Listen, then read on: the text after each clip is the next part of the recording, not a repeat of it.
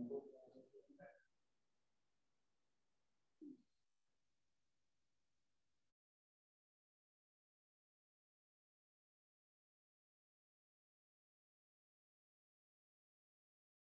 aku.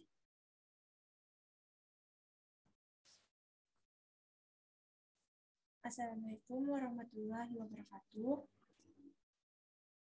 Waalaikumsalam warahmatullahi wabarakatuh. Sebelumnya, terima kasih kepada teman-teman dan Ibu yang berhadir dan bergabung untuk mendengarkan presentasi kami pada hari ini. Perkenalkan, nama saya Nurina yang akan menjadi moderator kelompok 5 pada presentasi hari ini. Kami akan mempresentasikan materi tentang hambatan belajar anak ADHD. Adapun anggota kelompok kami yaitu Iman Maulana, saya sendiri Nurul Hikmah, dan Rizky Sapitri. Adapun pembahasan yang akan kami bahas hari ini yaitu tentang pengertian ADHD, hambatan anak ADHD, penanganan hambatan belajar ADHD, dan kesimpulan. Selanjutnya akan dibacakan oleh Iman Maulana. Pengertian ADHD. ADHD merupakan singkatan dari Attention Deficit Hyperactive Disorder, atau dalam bahasa Indonesia, ADHD berarti gangguan pemusatan perhatian disertai hiperaktif. Istilah ini merupakan istilah yang sering muncul pada dunia medis, yang belakangan ini gencar pula diperbincangkan dalam dunia pendidikan dan psikologi. Istilah ini memberikan gambaran tentang suatu kondisi medis yang disahkan secara internasional mencakup disfungsi otak, di mana individu mengalami kesulitan dalam mengendalikan impuls, menghambat perilaku, dan tidak mendukung rentang perhatian atau rentang perhatian mudah teralihkan. Jika hal ini terjadi pada anak, dapat menyebabkan berbagai kesulitan belajar, kesulitan berperilaku, kesulitan sosial, dan kesulitan lain yang saling berkaitan. Jadi, jika didefinisikan secara umum, ADHD menjelaskan kondisi anak yang memperlihatkan sindrom-sindrom kurang konsentrasi, hiperaktif, dan impuls yang menyebabkan ketidaksinambungan sebagian besar aktivitas hidupnya. Next. Hambatan anak ADHD, beberapa masalah perilaku yang muncul yang merusak sistem belajar pada anak ADHD dapat digambarkan sebagai berikut. 1. Aktivitas motorik yang berlebihan. 2. Menjawab tanpa diminta. 3. Menjauhkan diri dari tugas. 4. Tidak adanya perhatian.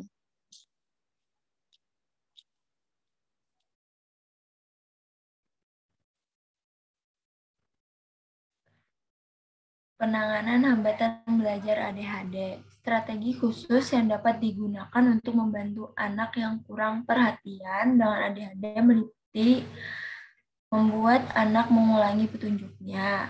Tugas-tugas dan latihan yang digunakan dalam contoh ideal adalah singkat, cepat, dan sangat sensasional untuk mengatasi masalah latihan anak-anak. Memanfaatkan lembar panduan dan panduan sedikit demi sedikit. Hadiah diberikan dengan cepat ketika anak itu melanjutkan pekerjaan. Mengurangi keributan, pedoman penjaminan disampaikan dengan jelas dan singkat. Teknik perhatian untuk lebih mengembangkan kemampuan mendengarkan. Dorongan anak untuk membuat catatan. Teknik khusus untuk membantu masalah impulsif meliputi 1. Menggarisbawahi perbedaan antara metode di dalam kelas dan di luar kelas, misalnya waktu istirahat. 2. Memberikan waktu bagi anak-anak untuk tenang sebelum memasuki kelas. 3. Memberikan lingkungan wali kelas yang tenang. 4. Mempertimbangkan latihan seluruh tubuh atau perpanjangan selama ilustrasi. 5. Menggunakan istirahat, mengisolasikan anak dari kelompok dan memungkinkan anak untuk melihat kesalahan yang dibuat. 6. Jika memungkinkan, tawarkan anak-anak kesempatan untuk memberikan energi berlimpah.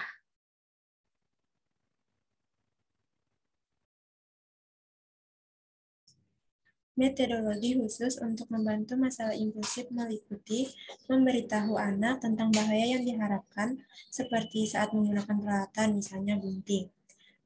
Pasangkan pekerjaan dan tambahkan dukungan dari model positif. Melaksanakan program eksekutif, dan menetapkan target yang direncanakan. Kesimpulan. Dari pembahasan di atas dapat disimpulkan bahwa dari ADHD atau yang lebih dikenal dengan hiperaktif, seorang anak yang selalu bergerak atau mengetuk-ngetuk jari, menggoyang-goyangkan kaki, mendorong anak lain tanpa alasan yang jelas, berbicara tanpa henti, dan bergerak gelisah. Anak-anak tersebut juga sulit berkonsentrasi pada tugas yang dikerjakan dalam waktu tertentu yang wajar. Anak ADHD seperti anak pada umumnya membutuhkan pengembangan diri yaitu melalui belajar.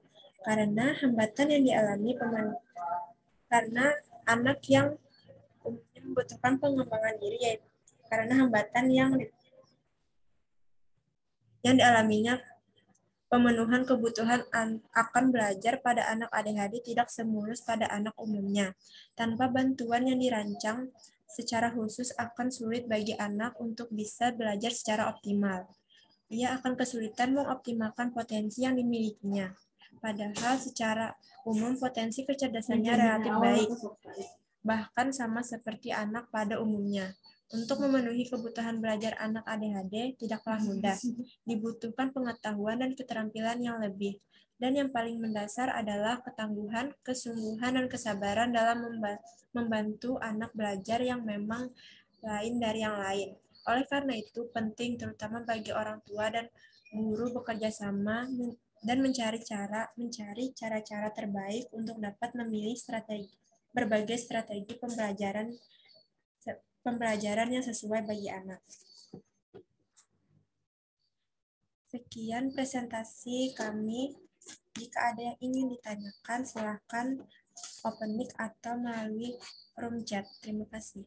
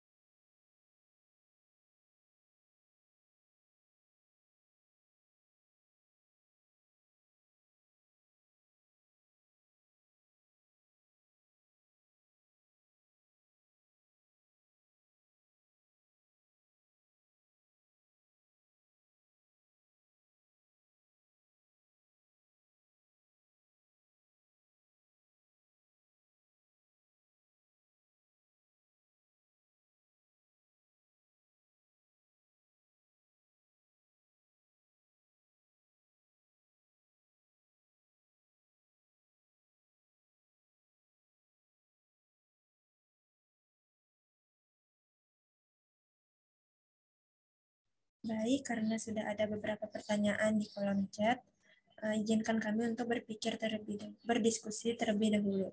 Terima kasih.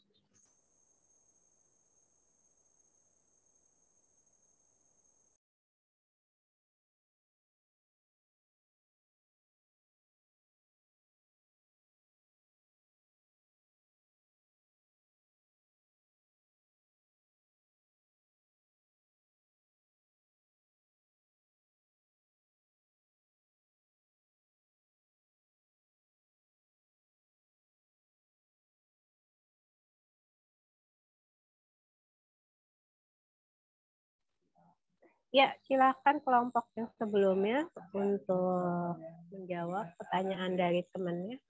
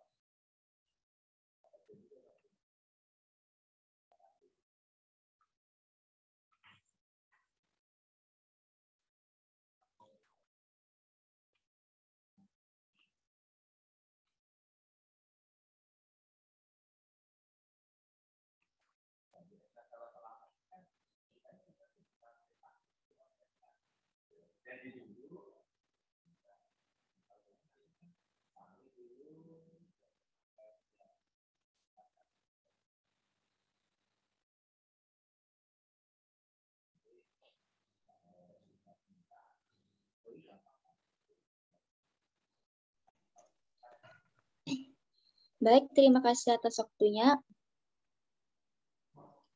Kami kelompok 5 dari A01 mohon izin untuk menjawab pertanyaan yang sudah diberikan.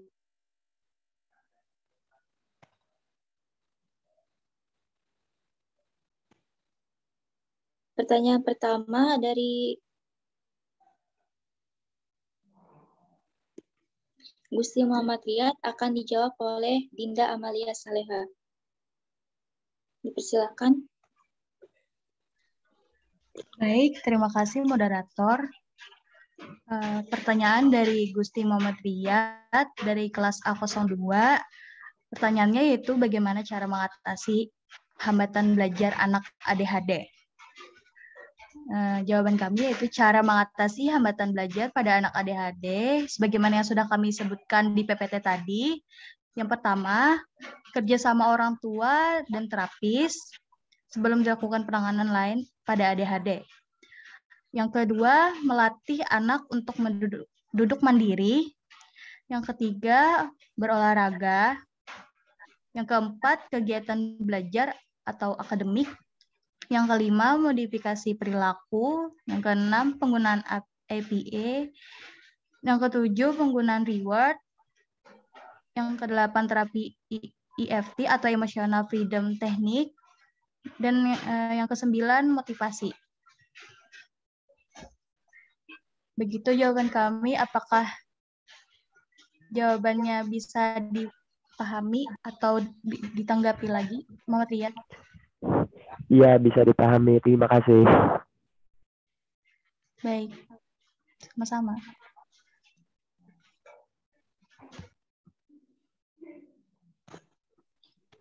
Baik, pertanyaan kedua dari Ariska Istiqomah Adhayani akan dijawab oleh Siti Sania. Terima kasih moderator sudah mengizinkan saya. Di sini saya akan menjawab pertanyaan dari Ariska Istiqomah Dayani. Pertanyaannya yaitu, izin bertanya apa yang bisa kita lakukan sebagai guru nantinya untuk meningkatkan motivasi anak ADHD. Jawaban kami yaitu dalam meningkatkan motivasi anak ADHD yang dapat seorang guru lakukan yaitu dengan memberikan motivasi serta pemahaman untuk anak mengenai hambatannya.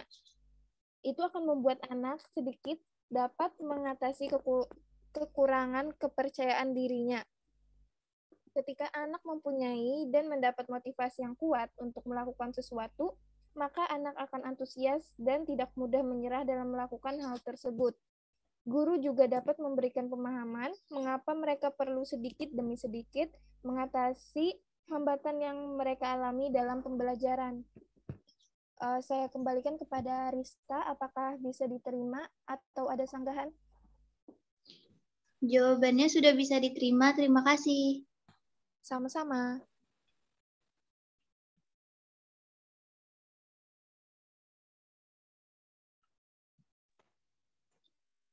Pertanyaan ketiga dari Oktaviani Setianingsih yang akan dijawab oleh Siska Alfiana.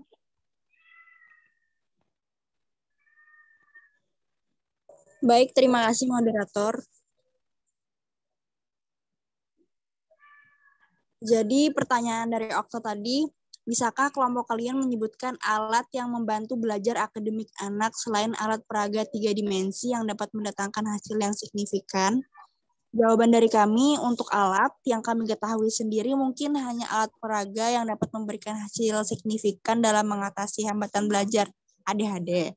Namun di luar dari alat peraga tersebut, terdapat cara lain yang dapat dilakukan dalam mengatasi hambatan belajar pada anak ADHD sebagaimana yang sudah kami sebutkan sebelumnya. Bagaimana Okta? Apakah ada tanggapan?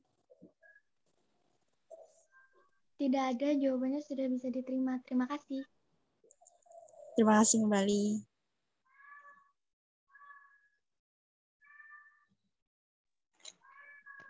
Pertanyaan keempat dari Aisyah Triana yang akan dijawab oleh Siti Sania.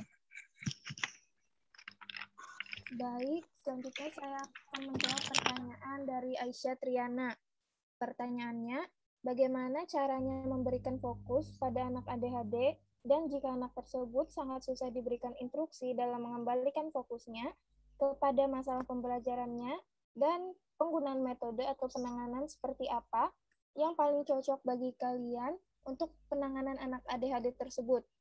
Jawaban kami yaitu, cara yang dapat dilakukan untuk mengembalikan fokus anak pada saat pembelajaran yaitu dapat menggunakan teknik reward atau hadiah, di mana anak akan diberitahu bahwa jika anak dapat melakukan sesuatu dengan baik dan mengembalikan fokusnya, anak akan diberikan hadiah. Hadiah ini pun beragam karena sifatnya individual dan berbeda antara anak yang satu dengan anak yang lainnya.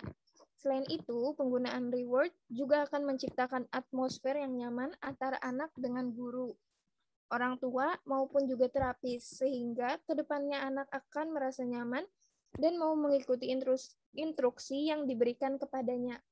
Bagaimana Aisyah, apakah bisa diterima? Baik, bisa diterima dan jawabannya cukup jelas. Terima kasih. Sama-sama.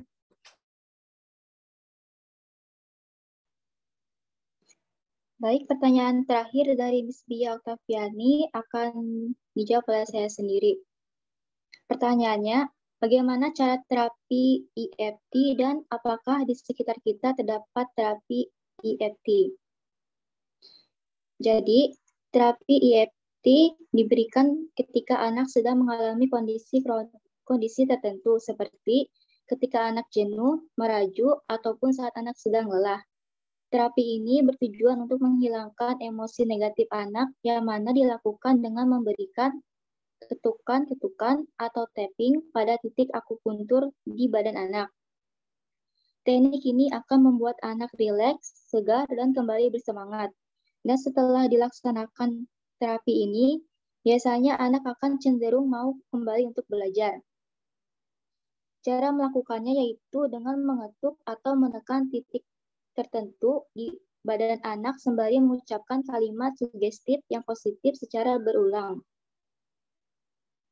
Titik median yang perlu diketuk saat terapi EFT yaitu sisi telapak tangan yang sejajar dengan kelingking atau karate chop point, alis, ujung mata bagian luar, bagian bawah mata, bagian bawah hidung, dagu, tulang selangka, dan area di bawah ketiak. Ketukan dilakukan sebanyak 7 kali, di setiap titik diulangi mengucapkan kalimat sugesti dengan tenang. Setelah selesai dengan area di bawah ketiak, akhiri dengan ketukan di atas dahi sambil tetap mengucapkan kalimat sugesti. Dan karena cara melakukan teknik ini terbilang mudah, sebenarnya terapi EFT dapat dilakukan oleh siapapun. Namun, dengan catatan ada baiknya terapi ini dipandu oleh instruktur profesional, terutama terapi yang dilakukan pada korban pasca trauma, sehingga manfaatnya bisa dirasakan secara optimal. Maka dapat dipahami bahwa dalam menangani masalah belajar anak ADHD, siapa saja seperti guru ataupun orang tua dapat melakukan terapi ini dengan memahami dasar yang perlu dilakukan. Bagaimana Miss Bia? Bisa diterima atau ada sanggahan?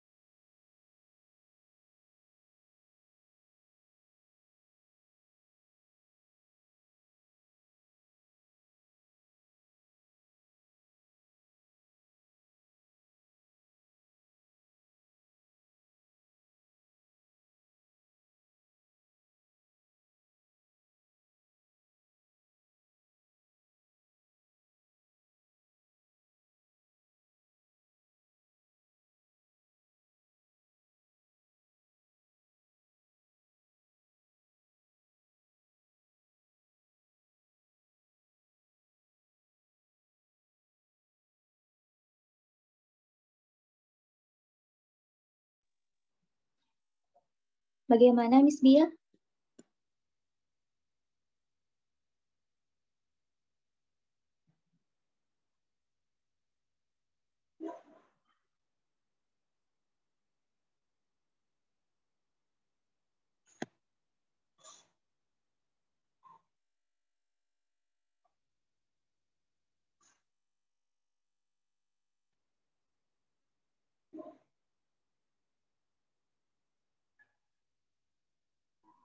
Sambil menunggu Miss Bia, saya izin menambahkan moderator. Ya, silakan. Jadi tadi dari pertanyaannya, Miss Bia bertanya, apakah ada terapi EFT di sekitar kita? Saya izin menjawab, jadi ada, namanya itu hipnoterapi ilmiah Banjarmasin. Letaknya di Jalan Bumi Mas Raya, Komplek Bumi Pertiwi 2, nomor 6, Pemurus Baru, Banjarmasin Selatan. Tapi di sini untuk terapi EFT-nya itu memakai sugesti spiritual. Jadi seperti menggunakan ayat-ayat Al-Quran, mungkin ruqyah juga. Tapi tekniknya sama seperti yang mengetuk-ngetuk bagian saraf tadi, seperti teknik akupuntur. Itu aja, terima kasih. Baik, terima kasih.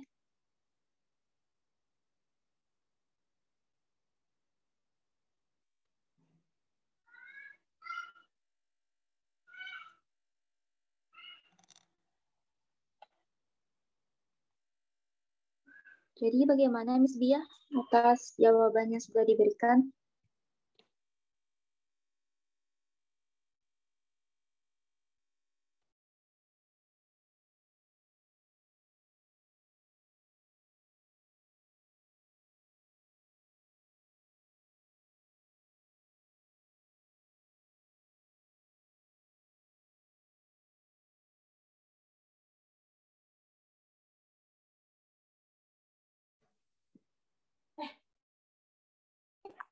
Iya, bisa diterima, Siti Sania.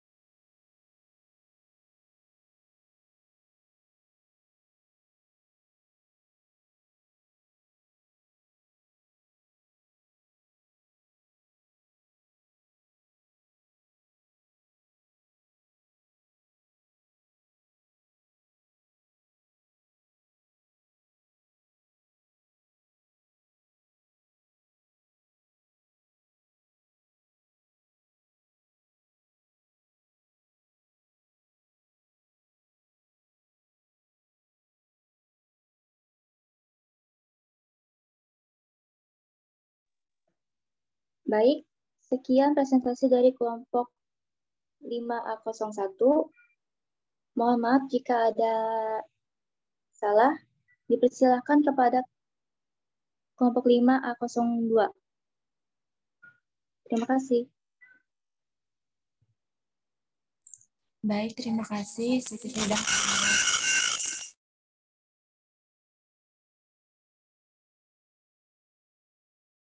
Terima kasih juga atas waktunya. Jadi kami di sini akan menjawab pertanyaan dari teman-teman. Pertanyaan pertama yaitu dari Sri Pahtona yang akan dijawab oleh Iman Maulana. Ya, baik. Saya akan menjawab pertanyaan dari Sri Pahtona. Pertanyaannya yaitu di dalam PPT disebutkan hambatan anak ADHD ada salah satunya menjauhkan diri dari tugas. Menurut kalian sebagai calon guru ABK, apa penanganan yang tepat untuk menangani permasalahan tersebut? Jawabannya, untuk mengatasi masalah anak ADHD yang cenderung menjauhkan dirinya dari tugas, langkah awal untuk menangani permasalahannya yaitu kita mencari sumber masalahnya terlebih dahulu, apa yang menyebabkan dia menghindari tugas tersebut.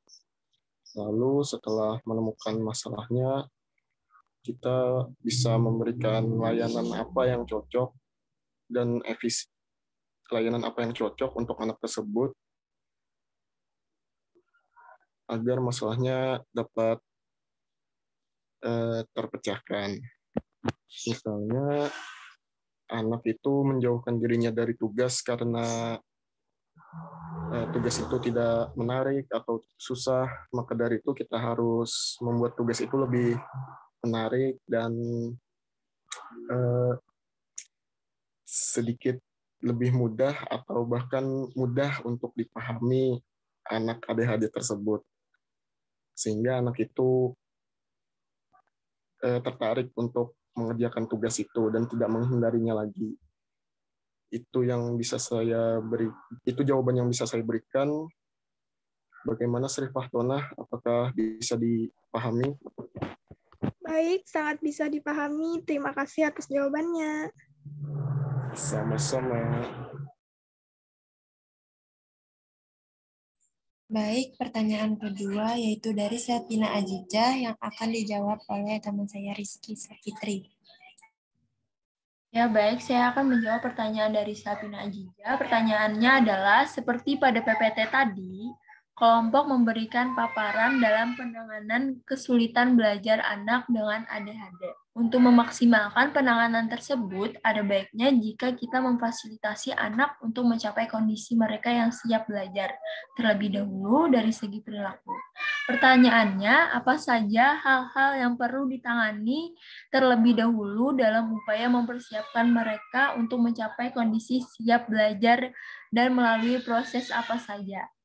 Jawabannya adalah A. Kerjasama antara orang tua dan terapis. B. Melatih anak untuk duduk mandiri. C. Olahraga. D. Kegiatan belajar, yaitu kegiatan akademik.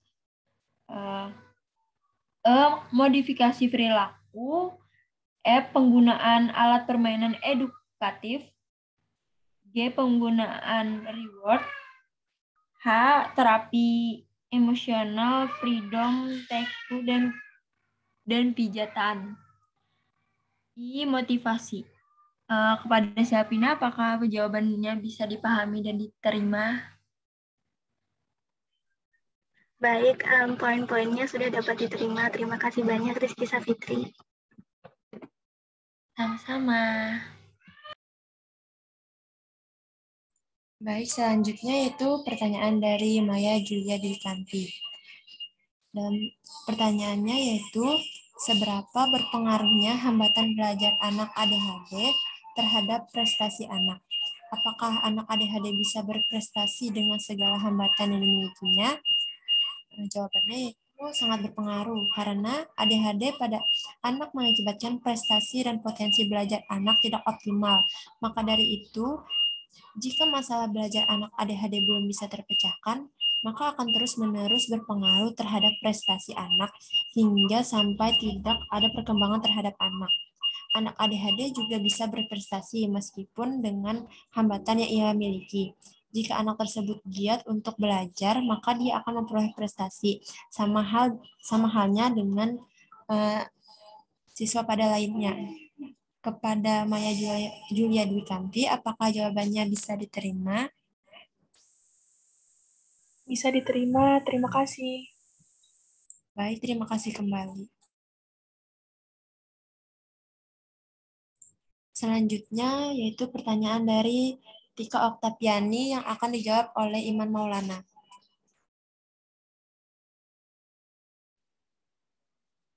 Ya, izin menjawab pertanyaan dari Tika Oktaviani. Pertanyaannya adalah, dalam PPT kalian ada di bagian strategi khusus, ada membuat poin memberikan hadiah dengan cepat ketika anak tersebut melanjutkan pekerjaannya. Pertanyaannya, menurut kalian apakah hal itu tidak akan menjadi dampak buruk karena hal itu menimbulkan kebiasaan, anak bisa saja menagih atau mengamuk apabila tidak memberikan hadiah, itu akan berpengaruh di kepribadian anak. Jadi untuk jawabannya, di sini maksudnya adalah memberikan sebuah penghargaan kepada si anak jika si anak menuruti ataupun telah berhasil mencapai suatu pencapaian, seperti contohnya dia dapat menjawab pertanyaan dengan benar. Nah, kita bisa saja memberikan sebuah penghargaan kepadanya, namun hanya untuk jika si anak dapat mencapai tujuan tersebut. Jika si anak salah ataupun tidak bisa mencapai hasil yang ditujukan, maka berilah apresiasi lain untuk anak lebih semangat untuk mencapai suatu pencapaian yang harus dicapainya. Sekian jawaban dari saya. Apakah dapat dipahami, Tika Oktaviani? Iya, sudah dapat dipahami. Terima kasih. Oke, sama-sama. Baik, pertanyaan selanjutnya yaitu dari Farah Ramadhani yang akan dijawab oleh Rizky Sapitri. Ya, saya akan menjawab pertanyaan dari Farah. Pertanyaannya adalah, salah satu teknik khusus yang dapat membantu masalah inklusif adalah memberikan waktu bagi anak untuk tenang sebelum memasuki kelas. Bisa tolong jelaskanlah, tolong dijelaskan maksud memberikan waktu itu bagaimana. Jadi maksudnya kita memberikan waktu ketenangan saat ingin memasuki kelas agar tidak berisik, tidak riuh dan ricuh saat ingin memasuki kelas. Hingga pada saat suasana sudah tenang, anak tidak rusuh lagi barulah memasuki ruangan kelas. Apakah para bisa memahami dan menerima jawabannya?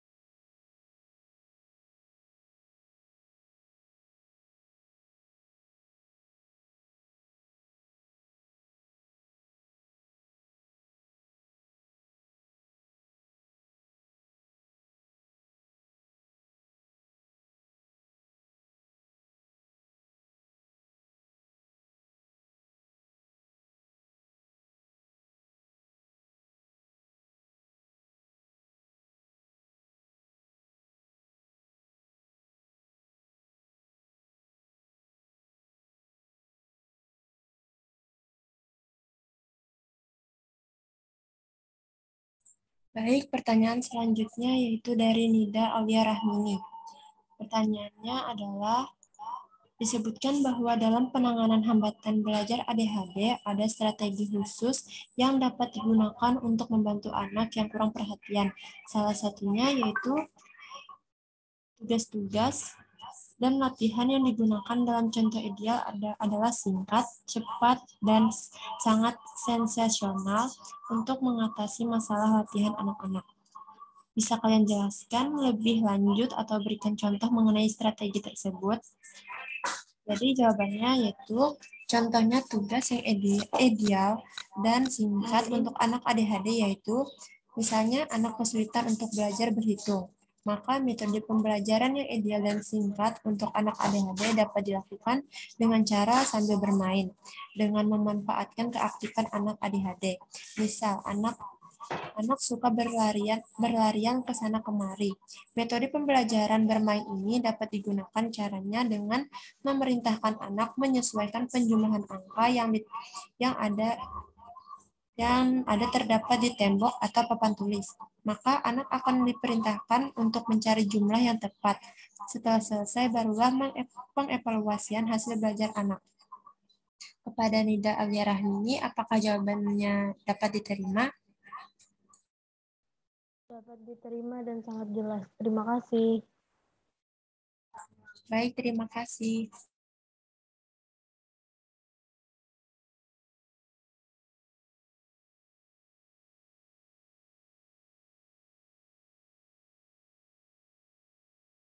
Baik, karena pertanyaannya sudah habis, maka presentasi kali ini telah selesai. Jika ada kesalahan, mohon dimaafkan. Sekian dari kami. Wassalamualaikum warahmatullahi wabarakatuh.